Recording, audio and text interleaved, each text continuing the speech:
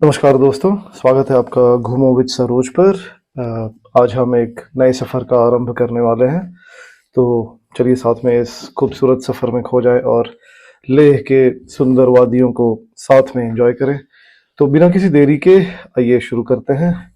जैसा कि आपने पिछले वीडियो में देखा, हम श्रीनगर से वाया रोड लेह पहुंचे और कुशु गेस्ट हाउस में चेक इन किए। हमारे ड्राइवर स्टेंजन का घर लेह में ही है। उन्होंने हमें होटल ड्रॉप करके अपने घर चले गए और एक दिन के ब्रेक के बाद वापस रिजॉइन करने वाले थे बाकी के सफ़र के लिए। बिना किसी समय की बर्बादी किए हमने लेह मार्केट से 2 बाइक्स रेंट किया एक दिन के लिए। एक हिमालयन जो कि हमें 2300 रुपये पड़ी, और एक मीटियोर जो हमें 2000 रुपये पड़ा एक दिन के लिए। ये पीक सीज़न का रेट है, और ऑफ सीज़न के टाइम यही आप -500 कर लीजिए और आपको उस रेट में मिल जाएंगे दोनों बाइक्स। और उसके बाद हम पहुँचे द टिबेटियन किचन जो कि फोर्ट रोड में है। ये यहाँ का काफ़ी प्रसिद्ध रेस्टोरेंट में से एक है। ये अपनी फाइन डाइनिंग और शाम में आकर्षक लाइटिंग के लिए और स्वादिष्ट भोजन के लिए काफ़ी प्रसिद्ध है। एंड वाकई में भोजन काफ़ी स्वादिष्ट था।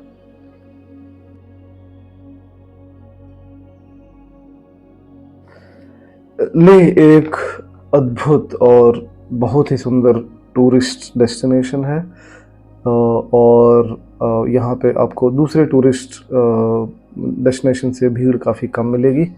और हमारे भारत देश के सबसे सर्वोच्च ट्रैवल डेस्टिनेशन होने के साथ साथ इंटरनेशनल ट्रैवलर्स में भी काफ़ी लोकप्रिय है लेह, जो गेटवे टू दी हिमालयाज़ भी कहा जाता है। और लेह यूनियन टेरिटरी लद्दाख का जॉइंट कैपिटल भी है कारगिल के साथ, और सबसे बड़ा शहर है लद्दाख का। लेह कई शताब्दियों तक पूर्व में तिब्बत, पश्चिम में कश्मीर और भारत और चीन के बीच सिंधु घाटी के साथ ट्रेड रूट्स पर एक इम्पॉर्टेंट स्टॉप ओवर था, महत्वपूर्ण पड़ाव था। बरसों से एक हमारा सपना था, और अक्सर दोस्तों से जब भी रोड ट्रिप्स की बात हो तो लफ्ज़ों से बस लेह लद्दाख रोड ट्रिप ही निकलता था। भाई चलो लद्दाख चलते हैं।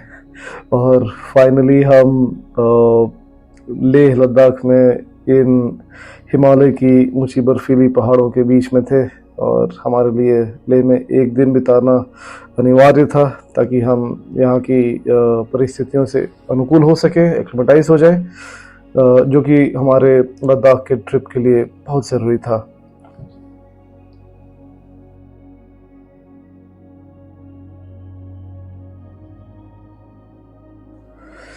हमें लेह में एक दिन बिताना था एक्लिमेटाइजेशन के लिए, और हमने इस डे ट्रिप में थोड़े डेस्टिनेशंस जाने का सोचा, जैसे कि हेमिस मोनेस्ट्री, थिक्से मोनेस्ट्री और फिर लोकल साइट सीइंग। हमने शुरू किया हेमिस मोनेस्ट्री के लिए। हेमिस मोनेस्ट्री काफ़ी प्रसिद्ध मोनेस्ट्री है, आपको आगे की वीडियो में दिखाते हैं और बताते हैं। हेमिस मोनेस्ट्री पहुंचने के लिए आपको मनाली लेह हाईवे पर जाना होगा, और तकरीबन 37-38 किलोमीटर के बाद एक जगह आता है करू, जहाँ से आपको राइट लेना है। करू जैसे आप पहुँचेंगे करू जंक्शन पर, वहाँ से लेफ़्ट की ओर जो सड़क जाती है वो पैंगोंग से हो जाती है। वहाँ पे आपको साइन बोर्ड दिखेगा, और आपके दाएं की ओर जो सड़क जाती है वो हेमिस मोनेस्ट्री की ओर जाएगी। प्लीज़ वहाँ माइलस्टोन जो है वहाँ पर ध्यान दें और आगे ना बढ़ जाएं और राइट ले लें।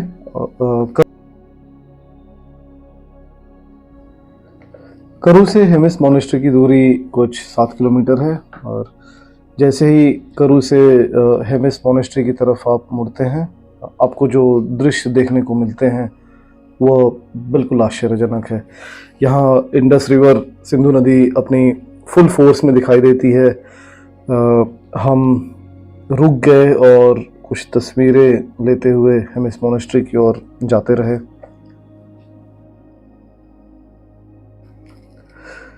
तो लेह पहुंचने पर ध्यान देने योग्य कुछ बातें।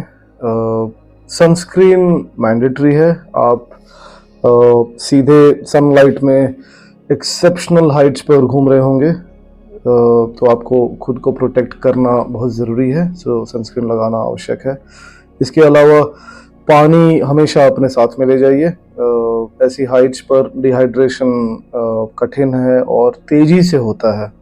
सुनिश्चित करें कि आप अपने पास हमेशा एक बोतल पानी रखें और अपनी पूरे लद्दाख की जर्नी के दौरान कम से कम 3 से 4 लीटर पानी अवश्य पिएं।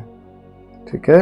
और दूसरी चीज़ ध्यान देने वाली है, AMS जो कि एक्यूट माउंटेन सिकनेस भी कहा जाता है, इसको गंभीरता से लेना चाहिए। हम जब भी हाई ऑल्टीट्यूड एरियाज़ में जाते हैं वहाँ AMS कॉमन है। ठीक है। मुझे पता है कि हम लेह के बारे में सभी पोस्ट में यह देखते हैं और पढ़ते हैं AMS के बारे में, लेकिन AMS एक काफ़ी गंभीर मुद्दा है। ऑक्सीजन काफ़ी कम है और आपके शरीर पर भारी पड़ सकता है और आपको हर समय लक्षणों के बारे में पता होना चाहिए। इसलिए सतर्क रहो और आपके द्वारा महसूस किए जाने वाले लक्षणों को स्वीकार करने में कोई शर्म नहीं है। और अपने ग्रुप के साथ आप अगर आप ग्रुप में हो या फिर फैमिली मेंबर्स के साथ में हो, इसके बारे में हमेशा बात करना एक बुद्धिमान निर्णय होता है, ताकि आप सभी एक दूसरे पर नज़र रख सकें। ठीक है। और लद्दाख सी लेवल से तकरीबन 3000 मीटर की ऊंचाई पर है और किसी को यह ध्यान रखना चाहिए कि तीव्र पर्वतीय बीमारी जो कि AMS है, एक्यूट माउंटेन सिकनेस, बहुत कॉमन है, जिसे ऊंचाई की बीमारी भी कहा जाता है। हालांकि इसे रोकने के लिए कुछ प्रिकॉशंस लिए जा सकते हैं। जैसा कि मैंने कहा, लद्दाख समुद्री तल से तकरीबन 3000 मीटर ऊपर है और लेह पहुंचने पर यात्रियों को एक्लिमेटाइजेशन के लिए, अनुकूलन के लिए कम से कम 2 दिन का आराम करना चाहिए लेह में। और ऐसा करने का कारण यह है कि आप जब खारदुंगला पहुंचेंगे तो खारदुंगला तकरीबन 5359 मीटर की हाइट पे है और उसके बाद आप पैंगोंग सो जाएंगे जो कि 4225 मीटर की ऊंचाई पर है।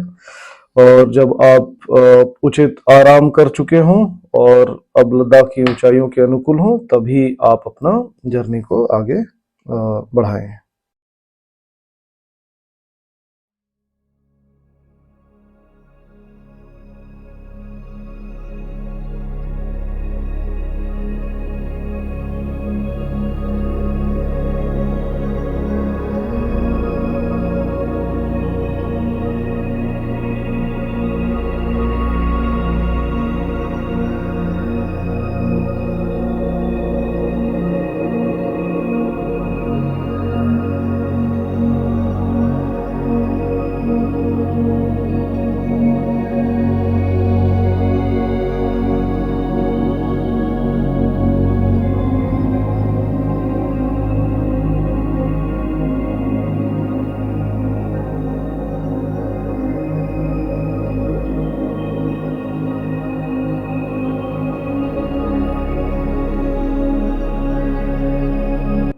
बरसों से हमारा एक सपना था और अक्सर अपने दोस्तों से जब भी रोड ट्रिप्स की बात होती थी तो लेह लद्दाख का जिक्र हमेशा होता था और हमेशा से प्लान्स बनाई जाती थी।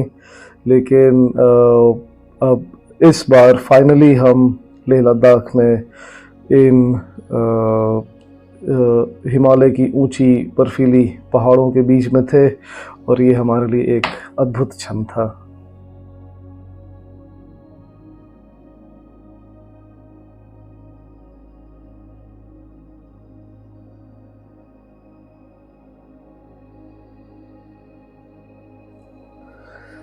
लद्दाख का एक महत्वपूर्ण इतिहास है और यहाँ के मोनेस्ट्रीज ने इसके सांस्कृतिक महत्व में महत्वपूर्ण भूमिका निभाई है। लद्दाख की संस्कृति और लोगों को समझने के लिए आपको यहाँ के मोनेस्ट्रीज को देखना अवश्य है। हेमिस मोनेस्ट्री लद्दाख के सभी मोनेस्ट्रीज में सबसे बड़ा और रिचेस्ट है। हेमिस मोनेस्ट्री सबसे रंगीन और शानदार मोनेस्ट्रीज में से एक है, बेइंतहा खूबसूरत। हेमिस मोनेस्ट्री तक पहुंचने का रास्ता बिल्कुल आश्चर्यजनक है। मेरे पास दृश्यों का वर्णन करने के लिए शब्द कम पड़ रहे हैं, इतनी खूबसूरत है।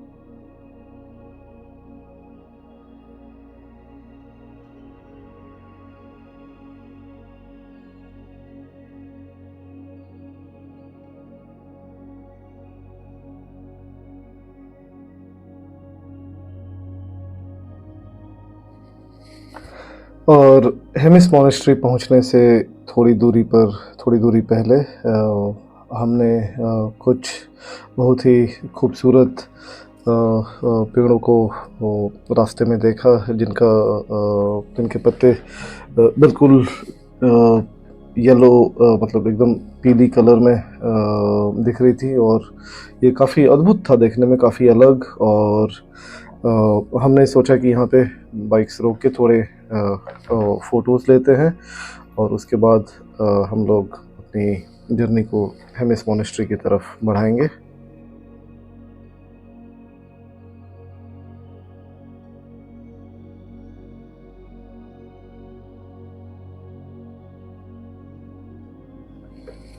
हेमिस मोनेस्ट्री की सुंदरता बिल्कुल देखने लायक है। मोनेस्ट्री अपने लाइवली कलर्स और कॉम्प्लेक्स डिज़ाइंस के साथ वास्तुकला की पारंपरिक तिब्बतियन शैली का पालन करता है। यहाँ की जो मेन बिल्डिंग है, जिसे हेमिस कुंपा कहा जाता है, वहाँ रेसिडेंट मॉन्क्स के लिए विभिन्न प्रेयर हॉल्स और रहने के लिए क्वार्टर्स बने हुए हैं। और हेमिस मोनेस्ट्री का दौरा जब आप करते हैं तो यहाँ की जगह की सांस्कृतिक और धार्मिक संवेदनशीलता का सम्मान करना आवश्यक है। विनम्रता से कपड़े पहने और कंधों और घुटनों को कवर करें और प्रेयर हॉल में प्रवेश करने से पहले जूते उतार लें। यहाँ फोटोग्राफी अलाउड है, यहाँ फोटोग्राफी की अनुमति दी जा सकती है, लेकिन धार्मिक समारोहों के दौरान अनुमति लेना और फ्लैश का उपयोग करने से बचना महत्वपूर्ण है।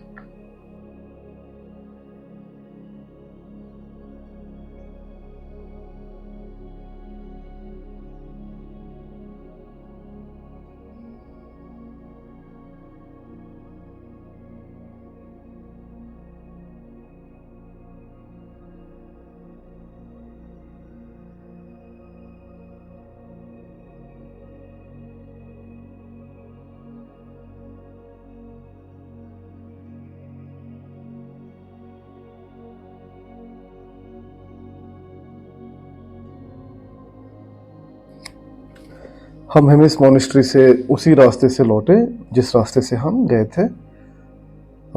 लेह लद्दाख में बाइक्स से घूमना मेरे जीवन के कुछ सबसे अच्छे क्षणों में से एक था और मैं मजाक नहीं कर रहा हूँ।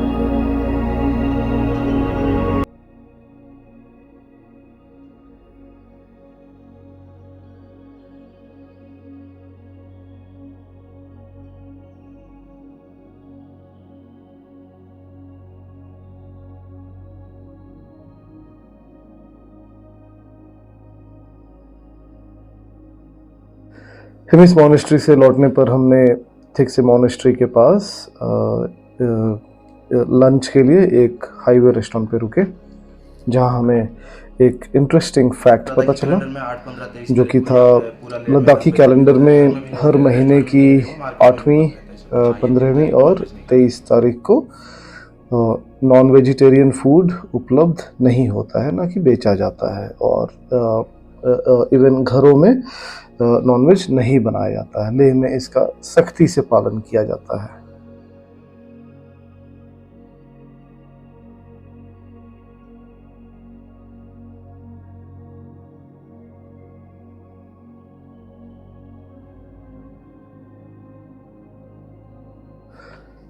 दोपहर के भोजन के बाद हम थिक्से मॉनेस्ट्री चले गए, जो लेह में एक और महत्वपूर्ण स्थल था। थिक्से मॉनेस्ट्री लेह से तकरीबन 20 किलोमीटर ईस्ट में एक हिल स्लोप पर स्थित है, और ये 12 मंजिलों के साथ एक बहुत ही ऊंची इमारत है। यह तिब्बत के लासा में पोटाला पैलेस जैसा दिखता है, और इसलिए अक्सर इसे मिनी पोटाला भी कहा जाता है। और आप दोनों तस्वीरों को जब देखेंगे, थिक्से मॉनेस्ट्री और पोटाला पैलेस को, तो आपको काफ़ी सिमिलैरिटीज़ दिखेंगे, काफ़ी रिजेम्बलेंस है थिक्से मॉनेस्ट्री में। और थिक्से मॉनेस्ट्री पर हमने काफ़ी टाइम स्पेंड किया यहाँ पे। यहाँ अलग अलग जगह से जो व्यूज़ आपको देखने मिलेंगे वो अद्भुत है, और सामने जो पहाड़ों के स्टॉक का और अद्भुत वृक्षों का जो नज़ारा था वो एब्सोल्युटली अमेजिंग था। मैं इसका विवरण जितना भी करूं शब्दों में वो कम है।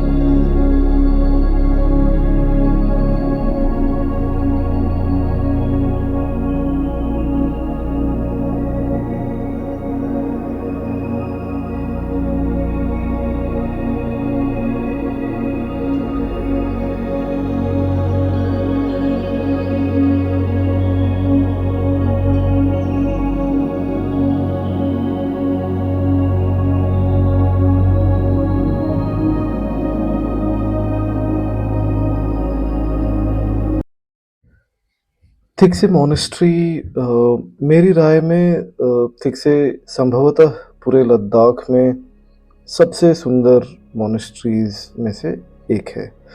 यह वास्तव में इतना रॉयल है कि यदि आपके पास समय की कमी थी और केवल एक मॉनेस्ट्री का दौरा कर सकते हैं, तो ये वो मॉनेस्ट्री है जहां आपको चुनना चाहिए। इस मॉनेस्ट्री की रूफ टॉप से आपको जो उत्कृष्ट व्यू मिलता है वह एक पर्यटक के रूप में आपके लिए प्रमुख आकर्षण होगा। यदि कुछ और नहीं तो सिर्फ यहाँ से मिलने वाला व्यू थिक्से मॉनेस्ट्री की यात्रा को इसके लायक बनाता है। और यदि आप फोटोग्राफी में इंटरेस्ट रखते हैं तो थिक्से मॉनेस्ट्री पे हमने डिसाइड किया कि चलो मैग्नेटिक हिल दोबारा चलते हैं, जो कि अप्रॉक्सीमेटली 55 किलोमीटर्स था थिक्से मॉनेस्ट्री से, और समय लगभग 4:30 शाम का हो चला था, जो कि समय हमारे पास में था, और हमें काफ़ी मन था कि इन खूबसूरत हिमालयन रोड्स पे बाइक्स से घूमने का एक अलग ही मज़ा था, एक एक्सपीरियंस जिसे शब्दों में बयां नहीं किया जा सकता है। सो हमने मैग्नेटिक हिल की तरफ रुख किया और चल पड़े आगे की ओर। इन पहाड़ों का कलर काफ़ी अलग था इस बार। कहीं पे लाल और ग्रे, और कहीं से इनफैक्ट येलो कलर का पहाड़ों का नज़ारा दिख रहा था, और सनलाइट के कारण, और चूँकि शाम ढल चुकी थी, पर हम तो अपनी अलग ही दुनिया में मशगूल थे। एक अद्भुत अनुभव जो हमेशा याद रहेगा।